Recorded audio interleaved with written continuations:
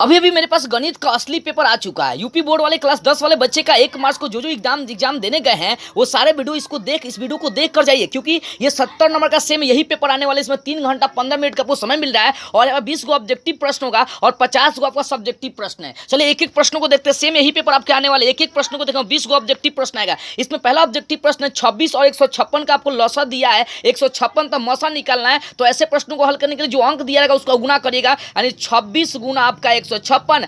इसका जो लौसा मौसा दिया उससे भाग लगा देंगे 156। ठीक है, 156 26 का इसका करेक्ट आंसर आ जाएगा बी, मार लेंगे। ठीक है, अगला प्रश्न देखिए, बोला निम्नलिखित में 100 अभाज्य संख्याओं का युग्म कौन सा, ये बताना है। देखो 100 अभाज्य मतलब होता है जब दो गो संख्याओं का मौसा निकालने पर एक आ जाए तो दोनों संख्या 100 अभाज्य संख्या कहलाता है। यानी दो गो संख्या दिया है उसका मौसा निकालो, एक आ जाएगा तो 100 अभाज्य संख्या बोलेंगे। तो कौन है, देखो 14 35 का निकालेंगे मौसा 7 आ जाएगा। इसमें से कौन आपको ऑप्शन में बता रहा हूँ, 31 93 का मौसा 31 आ जाएगा, यहाँ पर आपका 4 आ जाएगा। लेकिन 18 25 का मौसा निकाल के देखो 1 है। तो जब दो गो संख्या का मौसा निकालने पर एक आएगा तो वही उसका 100 अभाज्य संख्याओं का युग्म होता है। तो इसमें कौन ऐसा युग्म है जिसका मौसा एक आ रहा है, तो आपका बी नंबर। आप ऑप्शन देखिए, इसका मौसा निकालेंगे एक आएगा तो आपका ऑप्शन बी हो जाएगा। आगे बोले बिंदु आपको दिए, इसके बीच की दूरी, तो बीच की दूरी निकालने का फॉर्मूला पहला पद को पहिलका से घटा के स्क्वायर कर दो, दूसरे का घटा के स्क्वायर, यानी 12 का स्क्वायर में से 25 का स्क्वायर घटाओ, यहाँ पर 12 का स्क्वायर माइनस प्लस हो जाएगा आपका। ठीक है, माइनस 17 17 इसका करेक्ट आंसर हो जाएगा सी, मारेंगे डी मार लेंगे। ठीक है, अगला प्रश्न देखो, बोला है वो कौन ऐसी छोटी संख्या जिसको विभाजित करने पर उसका शेषफल 7 आएगा। अब ऐसे प्रश्नों को हल करने के लिए यहाँ पर जो भी दिया 35 56 91 इसका लौसा निकाला, उसमें शेषफल जोड़ दो।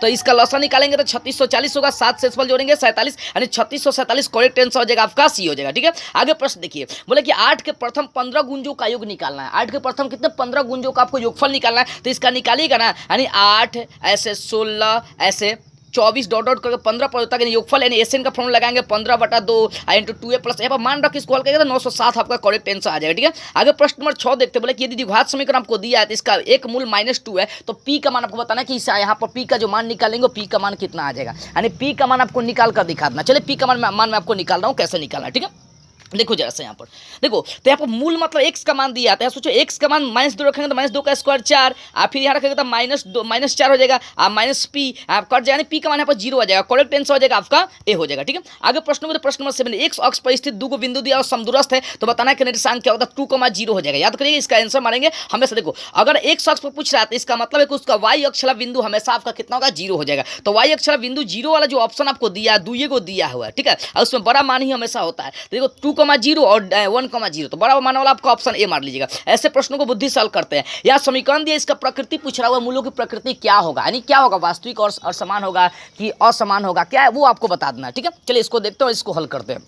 देखो यहाँ पर, तो यहाँ पर -5 का स्क्वायर 25 16 माइनस इसका मतलब कोई हल नहीं, इसका मतलब काल्पनिक यानी वास्तविक नहीं होगा। ऑप्शन बी मार लीजिएगा। ठीक है, इसको हल कर बी, डी स्क्वायर बराबर डी बराबर फॉर्मूला होता है बी स्क्वायर माइनस 4ac। तो यहाँ पर देखें 5 का स्क्वायर 25 घटाओ 4 यानी 4 का 16 दूना 32, तो -7 माइनस में जब आता है तो उसका कोई हल नहीं होता, वास्तविक नहीं होता, आपका ऑप्शन हो जाएगा बी। अगला प्रश्न में, दो त्रिभुज समरूप होंगे कब, तो उनका संगत कोण बराबर चाहे भुजाएं समानुपाती होते हैं। यहाँ पर ऑप्शन सी मारेंगे, ए और बी दोनों हो जाएगा। ठीक है, आगे प्रश्न नंबर 10 देखते हैं। यहाँ पर बोल रहा है कि देखो बी और सी का मान 125 दिया है। ठीक है, तो सी और सी डी ओ का मान 170 डिग्री दिया, तो ओ ए बी का मान, तो कहां पर ओ ए बी मतलब हाई वाला कोण निकालने के लिए बोल रहा है। ठीक है, ये वाला कोण आपको क्या कर रहा है, निकालने के लिए बोल रहा है। तो यहां पर क्या करेंगे, एकांतर कोण से यहां पर 17, तो यहां भी 17 हो जाएगा। यहां पर चलेंगे यदि तो यहां 125 यहां पर बचेगा 55 17, इसका करेक्ट 55 हो जाएगा, ऑप्शन आपका हो जाएगा ए 55 डिग्री। ठीक है, आगे देखते हैं प्रश्नों को, देखते हैं 11वां प्रश्न देखते हैं।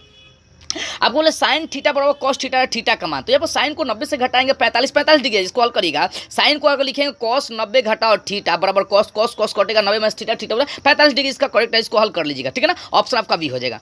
आगे प्रश्न हम लोग देखते हैं 12। देखो बताया था आपको इस तरह का प्रश्नों को हल करने का तरीका आपको लॉजिक से मैंने बताया था, और मैंने समझा भी था कि ऐसे प्रश्नों को कैसे हल करना है। तो थोड़ा सा ध्यान लगाते हैं और दिमाग लगा के इस प्रश्न को हल करते हैं। ठीक है, देखो यहाँ पर क्या है, देखो 75 और 15 जोड़ना है। 75 और 15 दोनों को जोड़ेंगे कितना होगा, 90। बताइए जब ऊपर नीचे दोनों कोनों को जोड़ने पर 90 आएगा तो उसका मान हमेशा 1 मारते हैं। तो यहाँ पर करेक्ट आंसर क्या मारेगा, यहाँ पर करेक्ट आंसर मार लेंगे ए, यानी कितना 1 मार लेंगे। ठीक है, अगला प्रश्न है 13 नंबर, बोले sine theta minus cos theta का मान 0 है, तो बताइए इसका मान कितना होगा। तो इसका मान आंख मूंद के जब ऐसे पावर ज्यादा दिया रहेगा तो आंख मूंद के 1 मारेगा, ऑप्शन आपका डी हो जाएगा।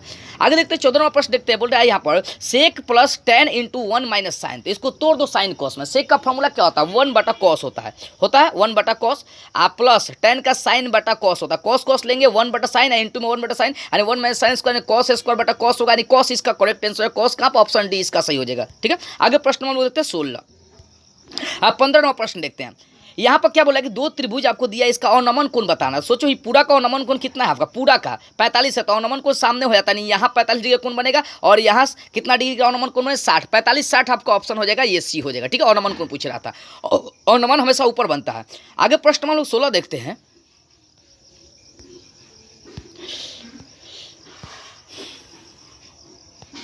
हाँ, प्रश्न नंबर 16 देखिए, आपको बोला कि कौन सी यदि 90 है और tan a का मान 1/√3 है तो बताया sin a into cos B plus cos A into sine B. इस तरीके के प्रश्नों को हल करने के लिए थोड़ा सा इसको चित्र से समझा देता हूँ, समझ लीजिए। अगर कोई त्रिभुज बना रहे ABC तो उसका बोला कि C 90 होना चाहिए, A है B और ये C लेकर चलते हैं, कितना डिग्री का 90 का होगा।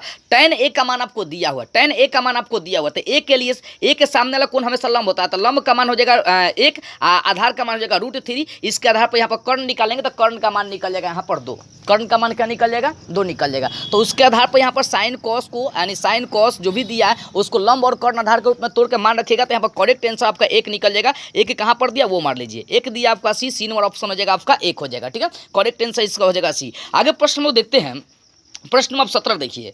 प्रश्न नंबर 17 बोला कि घड़ी की सुई, एक घड़ी यानी एक घड़ी की मिनट की सुई 8 सेंटीमीटर लंबी है। एक मिनट में मिनट की सुई द्वारा बनाए गए त्रिज्यखंड का क्षेत्रफल 1 मिनट में 60, ठीक है, 60 डिग्री कोण 60/360। इसका मतलब हो गया कि 60 बटा 3 60 60 60 6 आपका, यानी इसका मतलब है कि पाई आर स्क्वायर बटा 360 डिग्री का कोण बनेगा। आप ऑप्शन मार लेंगे, कौन सा आप ए मारेंगे। करेक्ट आंसर क्या हो जाएगा, इसका ए होगा।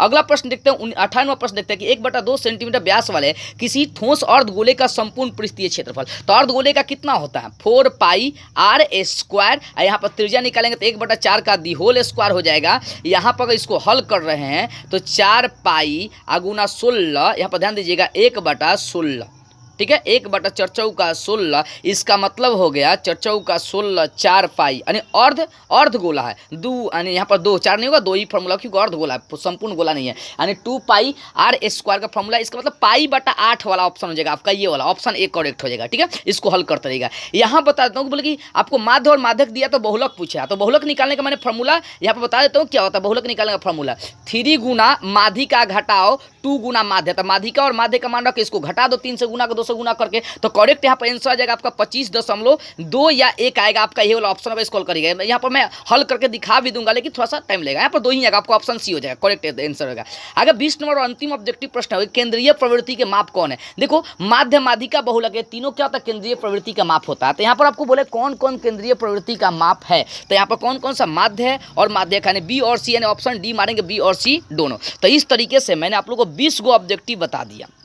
कितना ऑब्जेक्टिव बता दिया, 20 को ऑब्जेक्टिव बता दिया, और ये 20 सेम आपके चले आने वाले। अब जैसा लॉन्ग की बात करते हैं कि लॉन्ग कौन कौन सा प्रश्न आपके आने वाला है। देखो यहाँ आपका नियम क्या है यूपी बोर्ड वाले बच्चे का, कि 2 नंबरिया प्रश्न आता है मैथ में, 4 नंबरिया प्रश्न आता है और फिर 6 नंबरिया प्रश्न आता है। ऑब्जेक्टिव तो 20 को आएगा, और 50 नंबर का जो लॉन्ग प्रश्न होता है उसमें 2 नंबरिया 4 नंबरिया और 6 नंबरिया तीनों टाइप के प्रश्न आते हैं। अब ये तीनों टाइप के प्रश्न में कौन कौन सा प्रश्न होगा उसको समझते हैं। देखो 2 नंबरिया प्रश्न आपको 6 को आता है, तो 6 दूना कितना 12 नंबर का प्रश्न यहाँ पर हो जाएगा, कितना 12 नंबर का आपका 2 नंबरिया प्रश्न हो गया। आज 4 नंबरिया प्रश्न 5 को देता है, तो 4 5 कितना 20 को हो जाएगा। और 6 नंबरिया जो प्रश्न होता है वो 6 नंबरिया प्रश्न जो है आपका 3 को देता है, 36 18 इसको जोड़िए, तो 12 20 32 18 50 हो जाएगा। 20 नंबर का ऑब्जेक्टिव 70 नंबर का। तो दिखाता हूँ 2 नंबरिया प्रश्न क्या क्या आएगा, एक बार जाकर स्क्रीनशॉट लेके उसको हल कर लीजिए। यही प्रश्न आपके सेम आने वाला 2 नंबर। देखो यहाँ पर क्या क्या प्रश्न दिया है, बोले दिया गया मौसा का मान आपको दिया, तो लौसा का मान निकालना है, तो सिंपली जाकर बना लीजिए। अगर नहीं बना पाते तो मेरे व्हाट्सएप पर मैसेज करिए, बोलिए, तो मैं सारे प्रश्नों को वहाँ पर बनाकर आपको दिखा दूंगा। ठीक है, ये सेम आपका क्या प्रश्न आ जाने वाला है। ठीक है,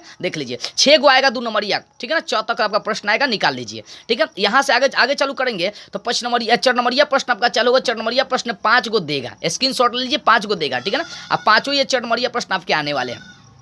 अगला प्रश्न अगर आगे बढ़ेंगे तो आगे 6 नंबरिया प्रश्न आपका चालू होगा। ठीक है, 6 नंबरिया प्रश्न आपका चालू होगा। यहाँ से देखो, यहाँ पर पहले बोला कि इसको हल करना कौन ना कौन विधि से, विलोपन से, प्रतिस्थापन से, बहुत से विधि होते हैं। 3 को नॉर्मल जो विधि है 3 को इंपॉर्टेंट, ठीक है ना, प्रतिस्थापन, विलोपन, बृजगुणन। ठीक है, तो किसी विधि से आपको इसमें से हल करना है। तो 6 नंबरिया प्रश्न देख लीजिए, स्क्रीनशॉट एक बार ले लीजिए। ठीक है, 24 नंबर प्रश्न देखिए यहाँ पर, और आगे 25 नंबर भी जो आएगा वो भी आपका प्रश्न है 6 नंबरिया में। तो इस तरीके से अगर देखेंगे तो टोटल कितना 2 नंबरिया 12 नंबर का प्रश्न, और 4 नंबरिया 20 नंबर का प्रश्न, और आपका 6 नंबरिया 28 नंबर का प्रश्न अगर जोड़ेंगे तो टोटल कितना नंबर का होगा 50 नंबर का लॉन्ग हो गया। अब 20 को ऑब्जेक्टिव जो एमआर सीट में बना 70 नंबर का आपका एग्जाम है, 30 नंबर आपका प्रैक्टिकल है। ठीक है, तो ध्यान से देख लीजिए और जाइए एग्जाम में पूरा बल्ले बल्ले करके आइए।